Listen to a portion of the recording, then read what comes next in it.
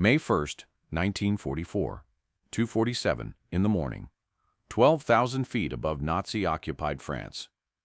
Phyllis Latour Doyle stood at the open door of a B-24 bomber, staring into absolute darkness. She was 23 years old, 5'3", 115 pounds. She carried no weapon, no radio, no identification, just a bicycle, a bag of soap, and a ball of yarn with 2 knitting needles. The jumpmaster shouted over the roaring engines. 30 seconds. Doyle checked her parachute straps one final time. Her fingers were steady. Her heart was not. Somewhere below, 50,000 Nazi soldiers occupied Normandy. Gestapo agents patrolled every village. French collaborators reported any suspicious activity. The 4 men who had parachuted into this region before her were all dead, captured within days, tortured, executed. British intelligence had told her this before she boarded the plane. They gave her one final chance to back out. She didn't. Doyle stepped into the darkness and fell. The wind tore at her clothes as she plummeted through the night sky. 1,000 feet, 2,000 feet. She pulled the ripcord. The parachute snapped open, jerking her upward. Silence replaced the roar of the bomber. Below, the French countryside spread out in moonlit patches of forest and farmland. No lights, no movement, just darkness and the distant bark of a dog. She landed in a wheat field at 3:12 a.m., gathered her parachute, buried it in a drainage ditch, changed into the clothes of a poor French teenager. By dawn, she was cycling down a country road, a basket of soap on her handlebars, and a ball of yarn in her pocket. If anyone asked, she was Paulette, a teenage girl selling soap to make ends meet. No one would suspect that the knitting needles in her bag contained the most dangerous secret in occupied France. Phyllis Latour was born in South Africa in 1921. Her father died when she was an infant. Her mother remarried a race car driver who died in a crash when Phyllis was 3. Tragedy defined her early life, but tragedy also made her fearless.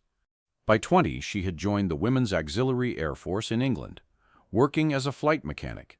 She was smart. She spoke fluent French. She noticed things other people missed. The British Special Operations Executive noticed her. WWII was Churchill's secret army, a covert organization that recruited civilians to conduct espionage and sabotage behind enemy lines. Their motto was simple: set Europe ablaze. In 1943, they offered Phyllis a job. The work is dangerous, the recruiter told her. Most agents don't survive. Phyllis didn't hesitate. Her godmother's father, a man she considered her grandfather, had been shot by the Nazis. Her godmother had committed suicide after being captured by the Gestapo. She wanted revenge, and she was willing to die for it. WWII training was designed to break you. For 6 months, Phyllis lived at a secret estate in the Scottish Highlands. No contact with the outside world. No letters, no phone calls. Just relentless preparation for a mission that would likely kill her. She woke at 5 a.m. every day, ran 5 miles through freezing rain, learned hand-to-hand combat from instructors who had killed men with their bare hands, practiced silent killing, how to approach a sentry from behind, how to use a knife, how to snap a neck without making a sound. The physical training was brutal. The psychological training was worse. WWII needed agents who could lie convincingly under any circumstances. They staged fake interrogations, sudden arrests in the middle of the night, harsh lights, shouted questions, simulated beatings. Agents who broke were sent home. Agents who held were sent to France. Phyllis learned to maintain her cover story under pressure, to answer questions calmly while her heart pounded, to look a man in the eye and lie without blinking. She learned to climb buildings like a cat burglar. Her instructor was an actual burglar, recruited from a London prison. She learned to pick locks in under 30 seconds, to memorize a map, destroy it, and navigate by memory alone, to disappear into a crowd and emerge as someone else. She learned to recognize Gestapo agents by their shoes, their haircuts, the way they scanned a room. She learned which French phrases marked her as educated and which made her sound like a peasant. She learned to change her voice, her posture, her entire personality at a moment's notice.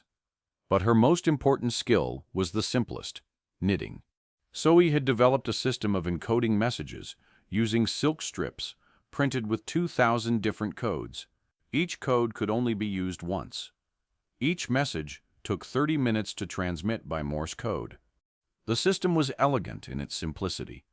The silk strips were thin as tissue paper, printed with rows of letters and numbers. To encode a message, Phyllis would use a specific code from the strip, then pinprick that code to mark it as used.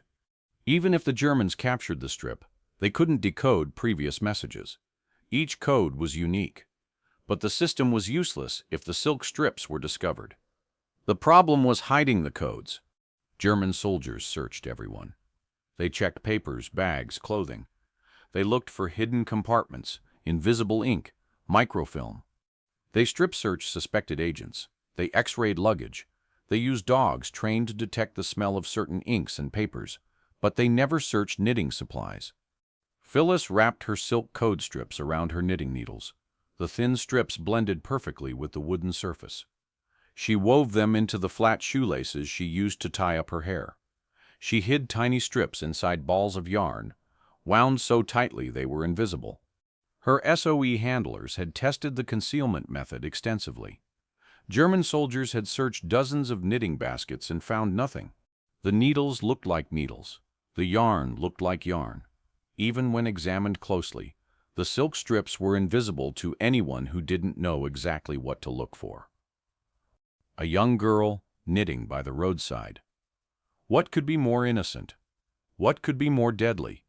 Her mission was simple to explain and nearly impossible to execute. Parachute into Nazi-occupied Normandy. Gather intelligence on German troop positions, fortifications, and movements. Transmit coded messages back to Britain. Do this for months, moving constantly, trusting no one, knowing that capture meant torture and death. The information she gathered would help plan the largest amphibious invasion in human history, D-Day. Everything depended on knowing exactly where the Germans were strongest and where they were weakest. The landing beaches had to be chosen with precision. The paratroopers had to know where to drop. The bombers had to know what to hit. Phyllis was one of dozens of agents feeding information back to London, but she was operating in the most critical zone, the Normandy coastline, where 135,000 Allied soldiers would soon storm ashore. If she failed, thousands of men would die on beaches the Germans had already fortified. If she was caught, she would die knowing she had failed them. For 3 months, Phyllis cycled through the villages of Normandy. She covered 20 to 30 miles a day, her legs burning on the hilly coastal roads. She sold soap door to door, real soap, not a cover story. The soap gave her a reason to knock on doors, to enter homes, to linger in villages where German troops were stationed. She smiled at German soldiers. She flirted with officers in cafes, laughing at their jokes, while mentally cataloging their unit insignia, their vehicle markings, their casual mentions of reinforcements and redeployments. Many of these officers never suspected that the shy French teenager understood every word of their German conversations. Phyllis's mother had taught her German as a child. In SOE training, she had perfected her comprehension until she could follow rapid military discussions without revealing that she understood. She noted troop numbers, not guesses, but precise counts. She identified vehicle types by their silhouettes and engine sounds. She mapped artillery positions by watching where shells landed during target practice. She tracked supply routes by counting trucks and timing their arrivals. Every detail mattered. The difference between 500 soldiers and 5,000 could determine whether a beach was chosen for landing or avoided. The location of a single artillery battery could save or doom hundreds of paratroopers. She memorized everything. She never wrote notes during the day, too dangerous if she was searched. Instead, she used memory techniques taught by SOE, creating mental images that locked information in place until she could encode it. At night, alone in whatever hiding place she had found. She would retrieve her silk strips and begin the painstaking process of encoding her observations into 5-letter groups suitable for Morse transmission. Transmitting was the most dangerous part. German radio detection units could locate a transmission within 90 minutes. They had mobile direction-finding trucks that triangulated signals, narrowing the search area with each passing minute. Once they got close, foot patrols with portable detectors would sweep the area until they found the transmitter. The agents they caught were never seen again. Phyllis never stayed in one place longer than 60 minutes. She would set up her small suitcase transmitter in a barn, tap out her message in Morse code, then pack up and cycle 5 miles to a forest before the detection trucks could arrive. Transmit again from the forest. Move to a farmhouse. Transmit. Move. She developed a sixth sense for danger. A truck engine in the distance. A dog barking at the wrong time. The absence of bird song that meant someone was moving through the woods. Once, she was mid-transmission when she heard the distinctive whine of a German radio detection truck. She had maybe 3 minutes before they pinpointed her location. She finished her message. The information was too important to abandon. Then dismantled her transmitter in 45 seconds. She stuffed it into a false bottom in her bicycle basket, covered it with soap and yarn, and pedaled away just as the truck appeared on the road behind her. The soldiers saw a teenage girl cycling home in the evening light. They didn't stop her. She slept in ditches, in haystacks, in the homes of French resistance members who risked execution to shelter her. Some of these families had children younger than she was. They fed her from their meager rations and never asked questions. Some nights she didn't sleep at all. The fear kept her awake, not fear of death, but fear of failure. Fear that she would miss something important. Fear that her next transmission would be her last. When she was hungry, she foraged for food in the forests. When she was cold, she wrapped herself in the scarves she had knitted during the long hours of watching and waiting. She was always knitting, always watching, always listening. The German soldiers who passed her on the road saw nothing but a poor girl making the best of hard times. They never saw the silk strips hidden in her needles. They never noticed her counting their vehicles. They never suspected that every detail of their positions was being transmitted to London within hours. The close calls came weekly, sometimes daily. Once, a Gestapo officer stopped her on the road and demanded to see her papers. He was young, maybe 25, with cold eyes and a leather coat that marked him as secret police. Her forged documents identified her as Paulette, born in a village 200 kilometers away. The documents were perfect. WWII's forgery department had copied real French identity cards down to the paper texture and ink color. But documents could only get you so far. The real test was the questions.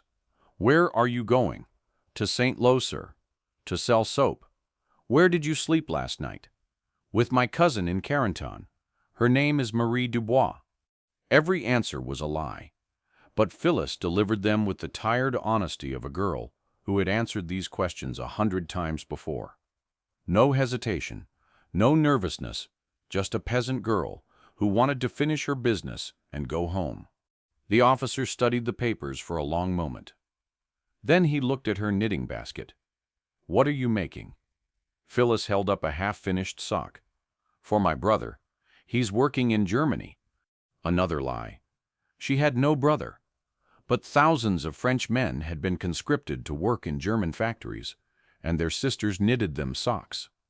The story was so common, it was invisible. The officer handed back her papers and waved her on. Phyllis cycled away at a normal pace. She didn't look back. She didn't speed up. Only when she was out of sight did she pull off the road and wait for her hands to stop shaking.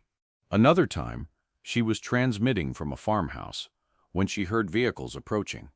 Multiple engines, German patrol. She had 30 seconds to hide her radio equipment. The transmitter was the size of a small suitcase, too big to hide quickly, too valuable to abandon. She shoved it under a loose floorboard that the farmer had shown her, scattered dust over the cracks, and grabbed her knitting. By the time the soldiers entered, she was sitting by the window, calmly working on a scarf, counting stitches as if she had been there for hours. "Papers!" She handed them over without standing. Let them come to her. Let them see a girl interrupted from her work, annoyed but compliant. They searched the house. They opened cupboards. They looked under the bed. One soldier stood directly on the floorboard that concealed her transmitter. They found nothing. When they left, Phyllis waited 20 minutes before she dared to breathe normally. Then she retrieved her transmitter and finished her message. A third time, a French collaborator recognized that her accent wasn't quite right, too refined for a peasant girl. The collaborators were sometimes more dangerous than the Germans. They knew the local dialects. They noticed small details that foreign soldiers missed.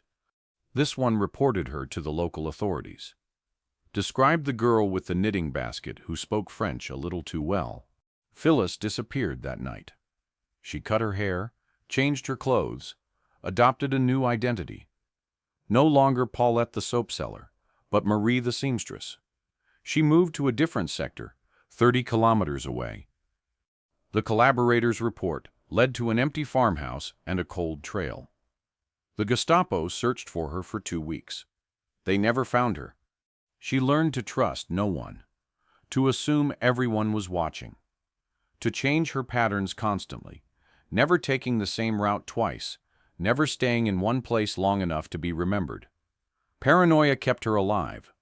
Between May and August 1944, Phyllis transmitted 135 coded messages to British intelligence.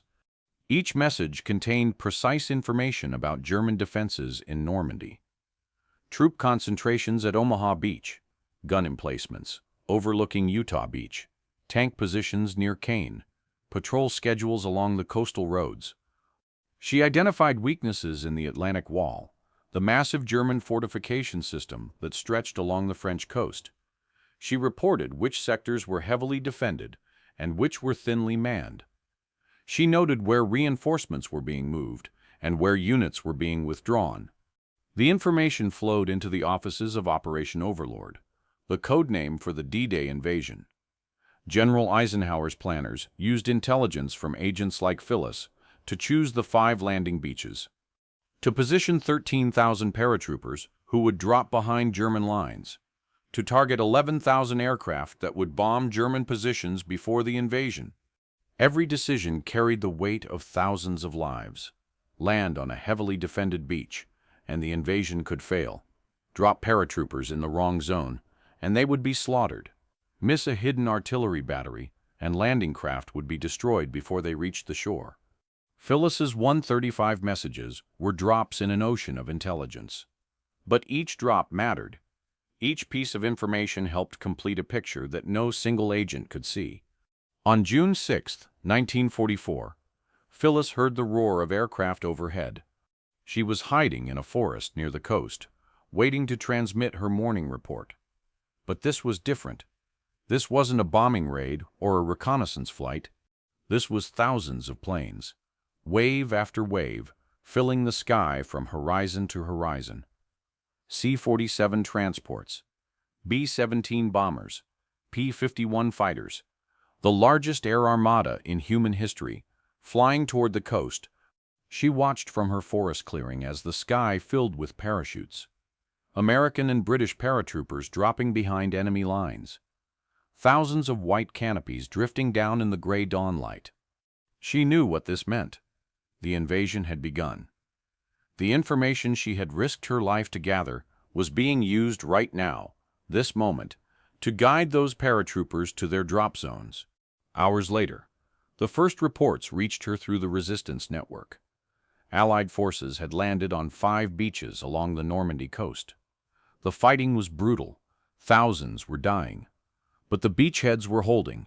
Thousands were dying. But the beachheads were holding. Thousands were dying. Phyllis kept working. The war wasn't over. The Germans were counterattacking. Every piece of information she could gather might save lives. She transmitted through June, through July. She watched the Allied forces push inland, liberating village after village. On August 25, 1944, Paris was freed. Phyllis's mission was complete. She had survived what 4 men before her could not. 3 months behind enemy lines, 135 coded messages, 0 detection. A 23-year-old girl with a bicycle and a ball of yarn had helped make D-Day possible. She returned to England quietly. No parades, no medals, no newspaper stories. WWII operations were classified. The agents who survived went back to their normal lives and never spoke of what they had done. Phyllis married an Australian engineer named Patrick Doyle. They had 4 children. They moved to Kenya, then Fiji, then New Zealand. For 60 years, her children had no idea their mother had been a spy. The secret came out by accident. In 2009, her eldest son was browsing the internet and found his mother's name in a declassified SOE file. The file contained a brief summary. Agent, codename Paulette. Parachuted into France, May 1944. Transmitted 135 messages. Survived. He called her immediately. "Mum, were you a spy during the war?" There was a long pause on the line. 65 years of silence. 65 years of keeping a secret that could have gotten her killed. Then Phyllis laughed, a soft, surprised sound. "I suppose it's been long enough." Yes, I was. Her children were stunned. They had known their mother as a quiet woman who loved knitting and gardening, who made tea and biscuits for visitors, who never spoke about the war except to say it was a difficult time. They had never imagined she had parachuted into Nazi-occupied France in the middle of the night, that she had evaded the Gestapo for months while transmitting coded messages, that she had helped plan the largest invasion in military history. "Why didn't you ever tell us?" her son asked. "It wasn't the sort of thing one talked about," Phyllis said simply. "We signed the Official Secrets Act.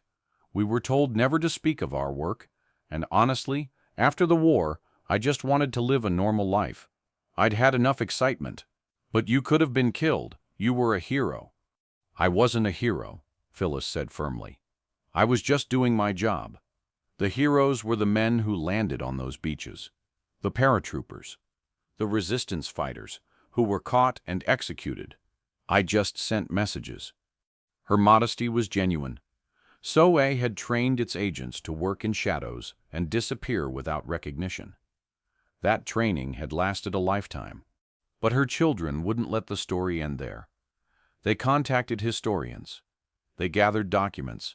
They pieced together the full story of their mother's war, and they made sure the world would finally know. In 2014, 70 years after D-Day, France finally recognized Phyllis Latour Doyle's service. The French government sent an official delegation to New Zealand, where Phyllis had lived for decades.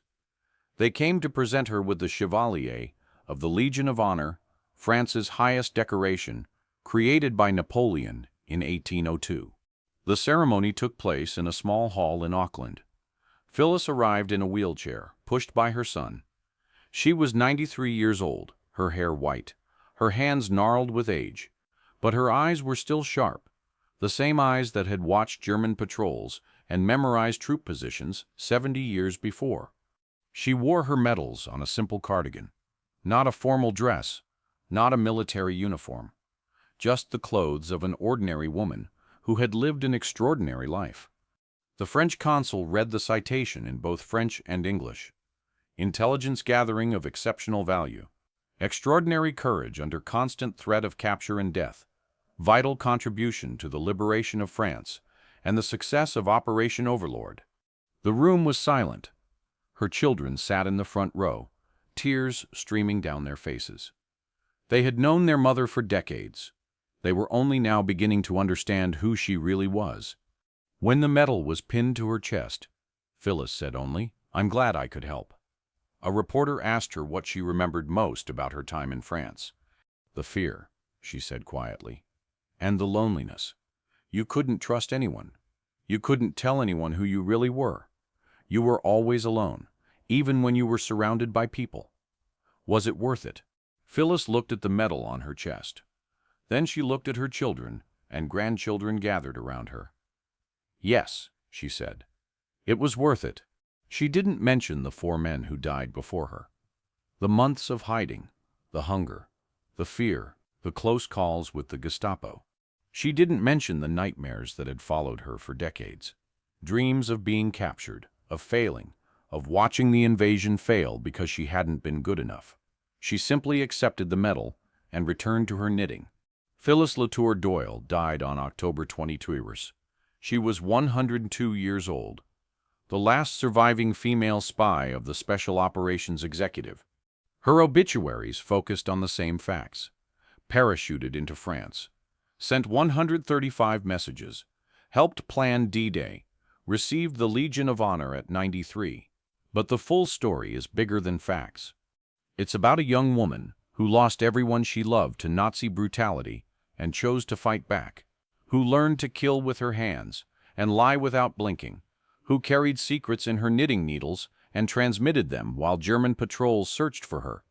It's about courage that looks like ordinary life. A girl on a bicycle, a basket of soap, a ball of yarn. The Germans never suspected her. They saw what they expected to see, a harmless peasant girl knitting to pass the time. They never imagined that her needles carried codes, that her yarn concealed secrets, that every scarf she knitted was woven with intelligence that would bring their army to its knees. 135,000 Allied soldiers landed on the beaches of Normandy on June 6th. Thousands more survived because the invasion planners knew exactly where to land and where to avoid. Information gathered by agents like Phyllis, transmitted through codes hidden in knitting supplies. 1 woman, 1 bicycle, 1 ball of yarn, and the courage to do what 4 men before her could not. The next time you see someone knitting, remember Phyllis Latour Doyle. Remember that the most dangerous weapon in occupied France wasn't a gun or a bomb. It was a pair of needles, and the woman who knew how to use them. If this story moved you, hit that like button. Every like tells YouTube to share it with more people. Subscribe and turn on notifications. We rescue forgotten heroes from history every week. Drop a comment and tell us, did you know knitting was used for espionage in World War II? Thank you for watching. Thank you for remembering Phyllis Latour Doyle. She helped save the world, and almost nobody knew her name.